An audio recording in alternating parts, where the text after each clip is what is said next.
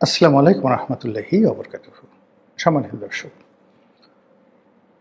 12ই ফেব্রুয়ারিতে যে ত্রয়োদশ জাতীয় সংসদ নির্বাচন হচ্ছে, সেখানে আমাদের মান্যবর মহামান্য যে প্রধান উপদেষ্টা ডক্টর মোহাম্মদ ইউনূস, তিনি ভোট কেন্দ্র পরিদর্শনে গেছেন।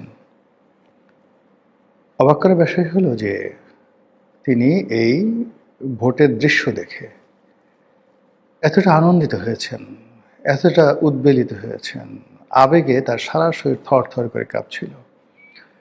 এবং আমার জিন্দেগিতে আমি ডক্টর মোহাম্মদ ইউনূসকে এতটা আনন্দিত কখনো দেখিনি। এমনকি তিনি যেদিন নোবেল পুরস্কার পেয়েছিলেন, সেদিন আমি তাকে দেখেছি। বহু মানুষ ঢল নেমেছিল সেদিন রাজধানীতে। আমি তাকে অভ্যর্থনা জানানোর জন্য ফুলের তোড়ায় তিনি যে অঞ্চলে ছিলেন সেখানে রীতিমতো সয়লাভ হয়ে গিয়েছিল। তখন তার যৌবন ছিল, শক্তি ছিল, মত্তা ছিল, তিনি হাসছিলেন।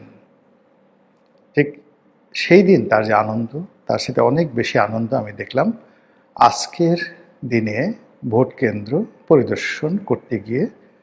তিনি যা বলেছেন, তিনি যা দেখিয়েছেন, তিনি যেভাবে হেসেছেন, তার মধ্যে তার সেই অভিব্যক্তি ফুটে উঠেছে।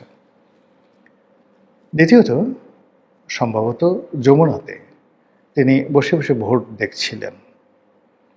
তো যমুনাতে ভোট দেখতে গিয়ে তার যেটা হয়েছে, সেখানে তিনি তার কন্যা, তার প্রিয়ভাজন প্রেস সেক্রেটারি, অন্যান্য যারা আপনজন আছে তাদেরকে নিয়ে ভোটের দৃশ্য দেখছিলেন। সম্ভবত সেখানে একটি control centre, election monitoring control centre স্থাপন করা হয়েছে।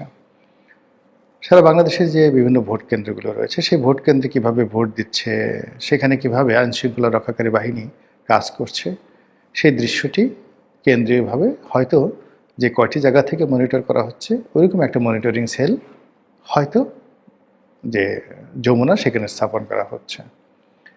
আপনারা জানেন যে এবারের ভোট অন্যবারের চেয়ে বিভিন্ন কারণে ব্যতিক্রম। এর কারণ হলো প্রতিটি ভোট কেন্দ্র সিসি ক্যামেরার অধীনে আনা হয়েছে। আবার প্রায় 30,000 সেই আইনশৃঙ্খলা রক্ষাকারী বাহিনী, তাদের শরীরে ক্যামেরা লাগিয়ে দেওয়া হয়েছে, বডি ক্যামেরা।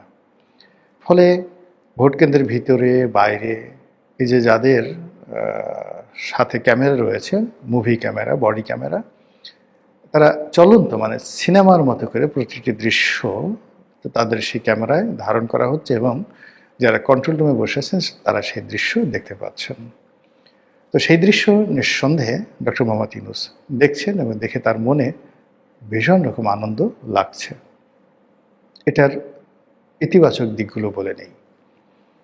ইতিবাচক দিক হলো যে ডক্টর মোহাম্মদ ইউনূস সেই প্রথম দিন থেকেই বলে আসছেন যে তিনি একটি ভোট দেবেন, পৃথিবীর সেরা একটা নির্বাচন হবে, শান্তিপূর্ণ নির্বাচন হবে, বিশ্ব অবাক হয়ে তাকিয়ে দেখবে এবং আগামী 100 বছরের মধ্যে শ্রেষ্ঠতম নির্বাচন তিনি করে দেখাবেন। তো আজকের দিনে তিনি যদি তার সেই যে প্রতিজ্ঞা, তার যে আশাবাদ, এটি তিনি দেখে থাকেন, সঙ্গত করেন তার মনে অনেক আনন্দ, তিনি অনেক খুশি এবং তার এই প্রাপ্তি পরিণত বয়সে, প্রায় 90 বছর বয়সে তিনি এই যে সফলতা দেখালেন, এটা অনেকে বলার চেষ্টা করছেন যে জীবনে প্রথম পিতা হওয়ার যেভাবে আনন্দ, ঠিক ওইরকম আনন্দ এর আগে আপনাদের মনে আছে যে একজন বৃদ্ধ সংসদ সদস্য জীবনে প্রথমবারের মতো এমপি হয়েছিলেন, তারও ওরকম প্রায় 80-85 বছর বয়স। তো তাকে জিজ্ঞাসা করা হয়েছিল যে আপনার অনুভূতি কি, তখন তিনি বললেন যে জীবনে প্রথম পিতা হওয়ার যেভাবে একটা অনুভূতি, আজকের দিনে আমার ঠিক সেই রকম অনুভূতি।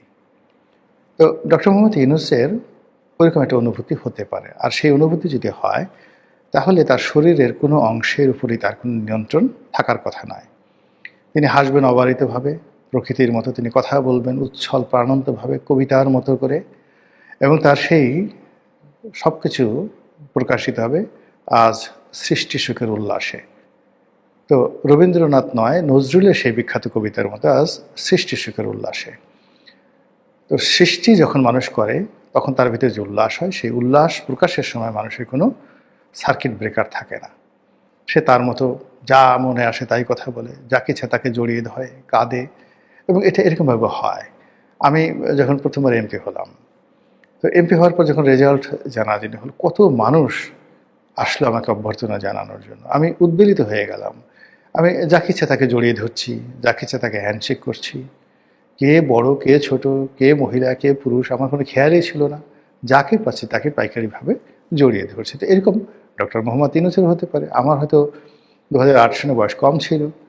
আর যখন মানুষ বুড়ো হয়ে যায় তখন তার মানুষ সাধারণত তার বয়স কমে যায়, তার এত খেয়াল থাকে না। তো আজকের দিনে তিনি যে আনন্দ দেখাচ্ছেন, উচ্ছ্বাস দেখাচ্ছেন, এটা হতে পারে যে তিনি যা কিছু বলে আসছিলেন গত 17 মাস ধরে মানুষ কেউ তাকে বিশ্বাস করেনি, সবাই তাকে অপমান করেছে, আর আজকের এই দিনে এই সফলতা দেখে তার আনন্দ হতে পারে। অন্যদিকে যদি নেতিবাচক চিন্তা করেন, তাহলে তার ম্যাটিকুলাস ডিজাইন, তারপরে তার রিসেট বাটন, এরপর নতুন একটি বাংলাদেশ গড়ার স্বপ্ন, নতুন একটা ইতিহাস গড়ার স্বপ্ন, এবং জাতিকে 3-0 থিওরিতে নতুন একটা গন্তব্যে নিয়ে যাওয়ার যে অভিলাষ তার মধ্যে ছিল বা এখনো আছে, সেটি হয়তো এই নির্বাচনের মাধ্যমে তিনি দেখতে পাচ্ছেন। এবং সেই অর্থে তিনি কতগুলো কথা বলেছেন। তাকে জিজ্ঞাসা করা হয়েছে যে স্যার আপনার অনুভূতি কেমন। তিনি বলেছেন এটা প্রকাশ করা যাবে না। আজকের এই ভোটের মাধ্যমে একটা নতুন বাংলাদেশ গঠিত হলো। অতীতের যত কিছু আছে, মানে উনি ওই অতীতের রিসেট বাটন যে কথাটা, ওইটা মুখ ফসকে এবার বলতে চাননি। বলতে গিয়েও তিনি অনেকটা থমকে গিয়েছেন। তিনি বলার চেষ্টা করেছেন যে অতীতে আমাদের যে সকল ইতিহাস ছিল, যে ইতিহাসের মন্দ দিকগুলো আছে, আজকে কবর রচনা হলো। আজকে থেকে একটা নতুন বাংলাদেশ, এ নিউ বাংলাদেশ গঠন হলো। আর নতুন বাংলাদেশ যদি গঠন হয়ে যায় এই ভোটের মাধ্যমে, সেই বাংলাদেশের স্থপতি কী হবেন? ডক্টর মোহাম্মদ ইউনূস নিশ্চয়ই জামাতের আমিন নন। নতুন বাংলাদেশের স্থপতি তারেক রহমান সাহেব হবেন না।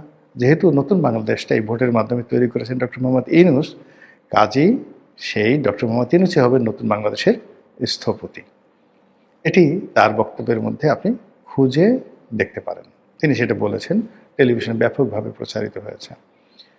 3 নম্বর হলো যে নির্বাচন যতই ভালো হোক আর যা কিছু হোক না কেন,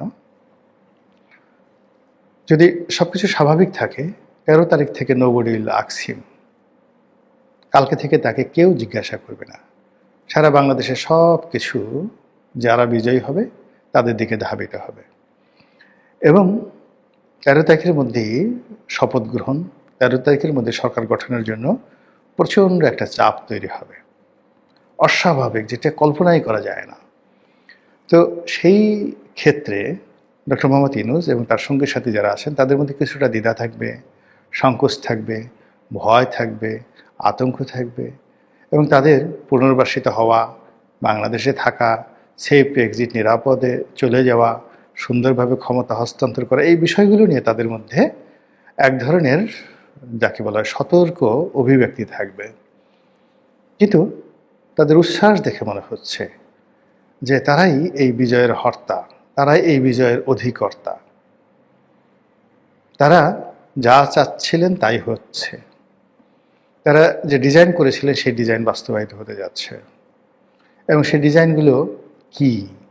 এই যে বিভিন্ন সংস্কার কমিশন, আলী রিয়াজের বিভিন্ন থিওরি, বদিউল আলম মজুমদারের বিভিন্ন থিওরি, ডক্টর মোহাম্মদ ইউনূসের বিভিন্ন স্বপ্ন, এবং তার সঙ্গে সঙ্গে মানে যারা এই মুহূর্তে আন্দোলনের সবচেয়ে বড় স্টেক হোল্ডার, সেই নাহিদ, সার্জিস বা হাসনাত আবদুল্লাহরা, তারা কিন্তু ব্যাকফুটেজে যাননি।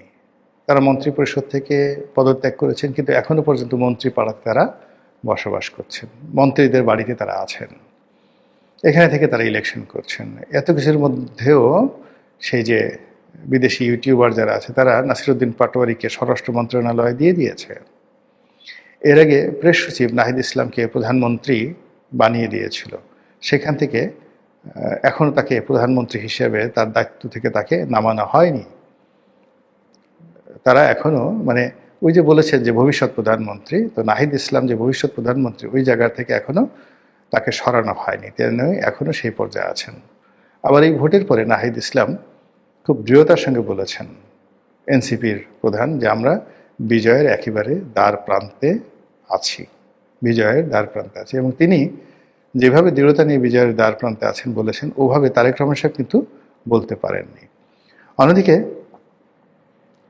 আজকের এই দিনে আমিরে জামাতের যে অভিব্যক্তি, তার যে ছুটোছুটি, বিভিন্ন মানুষকে তিনি যেভাবে আন্তরিকতা নিয়ে জড়িয়ে ধরেছেন, কোলাকুলি করছেন, আত্মবিশ্বাস দেখাচ্ছেন, যেভাবে আলহামদুলিল্লাহ বলছেন, তার লোকজন যেভাবে ইনফ্লুয়েন্স করছে মানুষজনকে, তাতে করে ডক্টর মোহাম্মদ ইউনূসের হাসি, তার বক্তব্য, জামাতের আমিরের কথাবার্তা, কর্মকাণ্ড এবং নাহিদ ইসলাম থেকে শুরু করে ওই যে নাসিরউদ্দিন পাটোয়ারির আজকের দিনে মানে তার যে তৎপরতা, এবং এর আগে যারা তাদেরকে বিভিন্ন সময় প্রমোট করেছেন ইউটিউবার, তারা তাকে স্বরাষ্ট্রমন্ত্রী বানিয়ে দেওয়া, মন্ত্রণালয় দিয়ে দেওয়া, এই জিনিসগুলোর সঙ্গে যদি আপনি এটা আন্তঃসংযোগ খুঁজে পান এবং আগামী 6 মাস 1 বছর যদি আপনি বিকল্প কোনো কিছু চিন্তা করেন, করলেও করতে পারেন, আর সেটা কাদের জন্য ক্ষতিকর হবে, কাদের রাজনীতির জন্য সর্বনাশ ঘটাবে, তারা সেই বিষয়গুলো নিয়ে কীভাবে চিন্তা করবেন সেটা তো তাদের বিষয়। আপনার আমার মতো যারা লোকজন আছেন, আমরা দূর থেকে দেখি, কথাবার্তা বলি, আমরা শুধু যা দেখলাম, যা বুঝলাম সেই বিষয়গুলো আপনাদের সামনে তুলে ধরতে পারি। মহান আল্লাহ আমাদের সবাইকে হেদায়েত দান করুন এবং হেফাজত করুন। আসসালামু আলাইকুম ওয়া রাহমাতুল্লাহি ওয়া বারাকাতুহু।